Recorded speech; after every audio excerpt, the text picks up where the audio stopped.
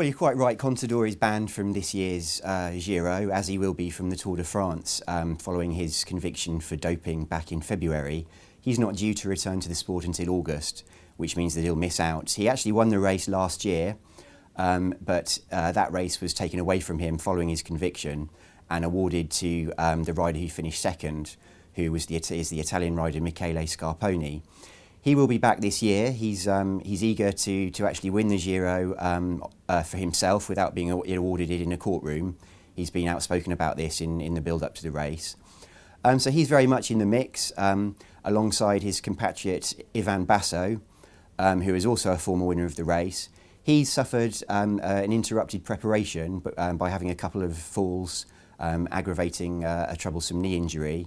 But he's approaching to coming back to his best. He cannot be ruled out. A third Italian, Damiano Cunego, who is a teammate of Scarponi's, will also be racing. He won the Giro as a young man back in 2004. So again, he will be at the forefront of lots of people's minds for this time round. And somebody that shouldn't be ruled out is Astana's Roman Kreuziger, the Czech rider who won the young classification at last year's Giro. He's enjoyed a very consistent start to the season this time round, and the form he showed last year certainly puts him in with a shout of perhaps shaking up the home-based big boys.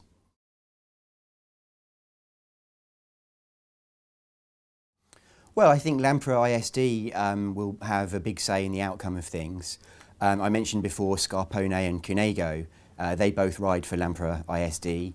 There could be a slight problem that they have in the sense that with both of them being former winners, they're both actually leading the team. So you have the problem of two leaders and who the rest of the team really will be riding for. But certainly you would expect one or both of them to be in a mix along with their Lampre ISD teammates. Aside from that, Astana are sort of tipped to go well.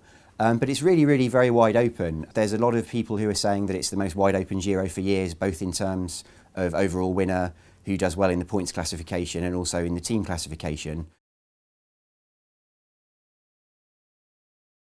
A lot of riders now are forced to make the choice between focusing their energies on the Giro or the Tour de France.